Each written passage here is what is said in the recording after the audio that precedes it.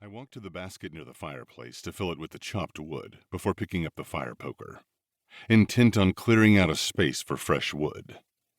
Since it's been burning for only a short while, there's still plenty from when I filled it before the sun came out. As winter approaches, the time under sunlight shortens, and with it, my time spent up here in hiding. Eventually, the living will find out I've awoken, and I look forward to any bloody confrontations they throw my way. I'm especially excited about the power moves among the vampire houses and the winter fairies. The recent chronicles my neighbor, the Unseelie King, sent me from his vast library taught me about the current affairs of the Fae courts. I was particularly interested to read about his conquests of both the Fall Court and the more recent confrontation with the entire nobility of the Winter Court, which led to the destruction of the Winter Court's buildings, the scattering of the Fae armies, and general mayhem. Chaos means there's a need for order, and bringing order sometimes feels like the reason I exist. Order makes sense and provides stability in the kingdom. The impending birth of the baby the future will call the Ice Princess requires a stable kingdom and the governance of a strong army she can command. An army that serves her exclusively. Since a royal ass can't sit on a destroyed throne, I must bring the Winter Court's throne back to order. This will require remodeling, rebuilding, and lots of unpleasantries. It will get worse before it gets better, and the challenge threatens to set my unbeating heart aflutter.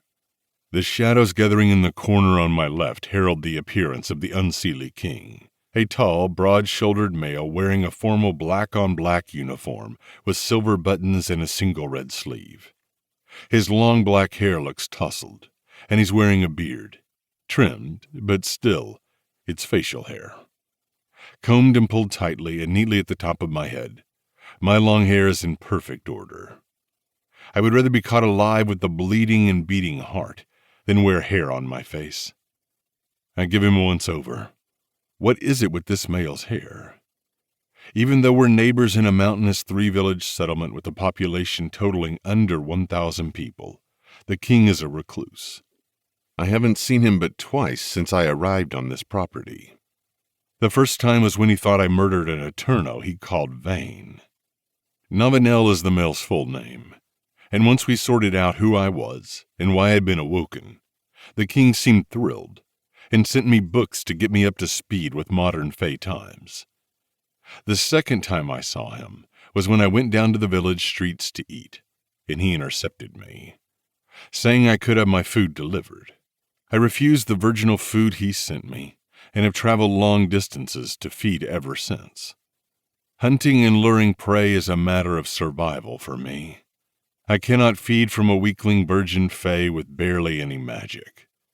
I require full meals, not snacks, which is what brings the king here this evening. The Unseelie King is taking me to dinner. I presume you're ready, he says. The shadows swirling around his feet extend toward me and start wrapping around my ankles. This is how the Unseelie Fae travel, via shadows. I have other means of travel, such as running at great speeds, but I accept his way regardless. I would like a suit like yours. It makes you look handsome and powerful.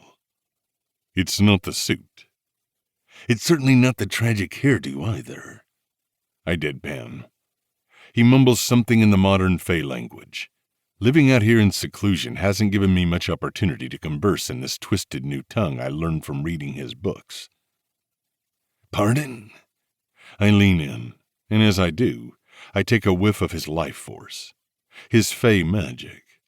It smells like a mountain of power. This king is called the Army of One, and he's one of the most powerful Unseelie kings to have ever existed. I said I have a gift for you. He reaches behind his back and pulls out a long, slender sword, which he rests on his palms before reading the letters engraved on the blade. His pronunciation of the words accented and too smooth for what they spell out. Kneel and receive the blade.